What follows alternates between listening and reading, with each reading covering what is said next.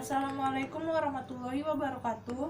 Nama saya Putri Sakina, NIM 0503192128, jurusan Perbankan Syariah 3B, mata kuliah Kewarganegaraan. Di video ini, saya akan menjawab pertanyaan dari Bapak Henry dari Munte.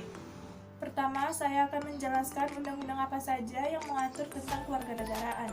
Undang-undang yang mengatur kewarganegaraan yaitu Undang-Undang Nomor 12 Tahun 2006 Pasal 2 yang berbunyi, yang menjadi warga negara Indonesia adalah orang-orang bangsa Indonesia asli dan orang-orang bangsa lain yang disahkan dengan undang-undang sebagai warga negara.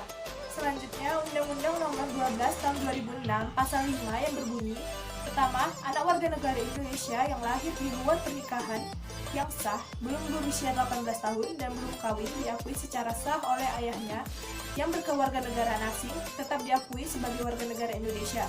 Yang kedua, anak warga negara Indonesia yang belum berusia 5 tahun diangkat secara sah sebagai anak oleh warga negara asing berdasarkan penetapan pengadilan tetap diakui sebagai warga negara Indonesia. Menurut saya, undang-undang tentang kewarganegaraan sangat baik dan fleksibel. Contohnya, seperti Undang-Undang Nomor 12 Tahun 2006 Pasal 5 tentang anak warga negara Indonesia yang lahir di luar pernikahan yang sah, belum berusia 18 tahun dan belum kawin, diakui secara sah oleh ayahnya yang berkewarganegaraan asing, tetapi diakui sebagai warga negara Indonesia. Dijelaskan bahwa setiap anak ditunggu hingga dewasa untuk menjadi WNI, seperti salah satu kasus yang akan saya jabarkan.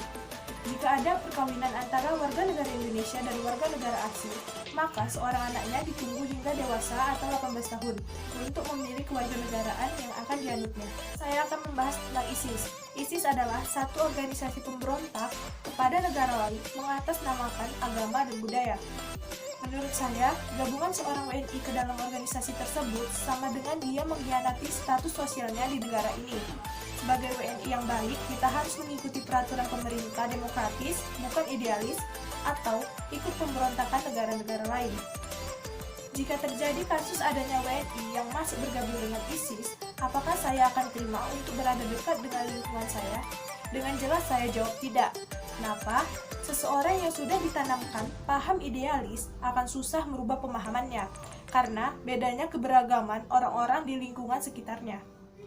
Apakah negara boleh menerima mereka kembali? Jawabannya tidak. Sesuai Undang-Undang Kewarganegaraan 2006 di Pasal 23, ada beberapa alasan mengapa kewarganegaraan Indonesia gugur.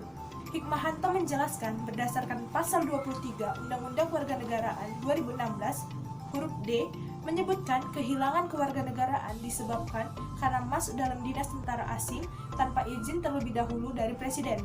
Sementara huruf F menyebutkan secara sukarela mengangkat sumpah atau menyatakan janji setia kepada negara asing atau bagian dari negara asing tersebut. Menurut Profesor Mahfud MD, warga yang sudah terpapar paham radikal dan teroris tidak boleh diterima negara lagi, karena WNI yang sudah ikut organisasi ISIS tersebut telah mengikrarkan diri untuk setia terhadap negara lain, akan kehilangan kewarganegaraan karena hal tersebut jelas tertera di Undang-Undang Nomor 12 Tahun 2005.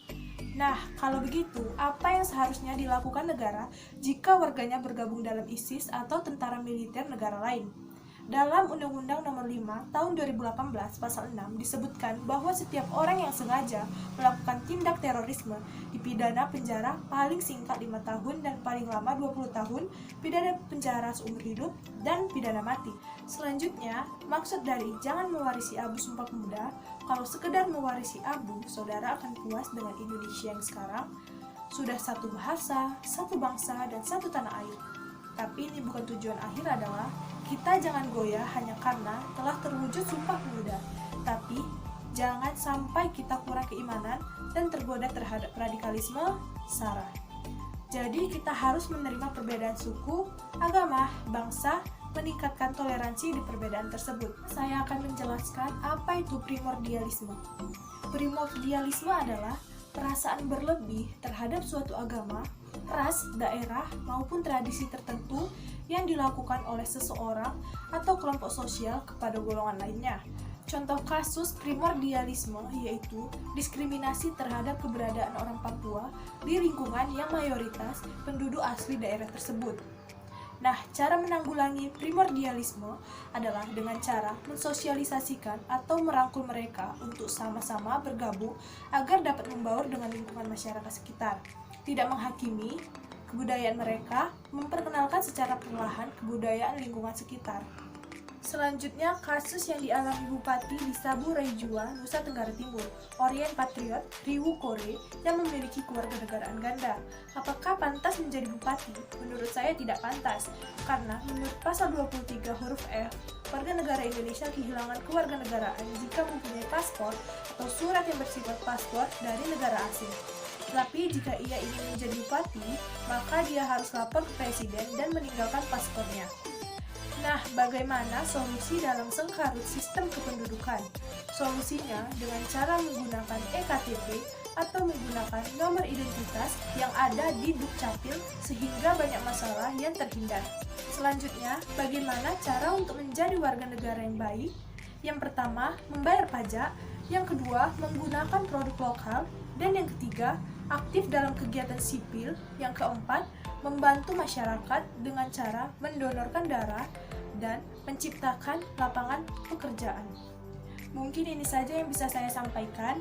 Kurang lebihnya saya mohon maaf. Wabillahi taufiq wal hidayah. Wassalamualaikum warahmatullahi wabarakatuh.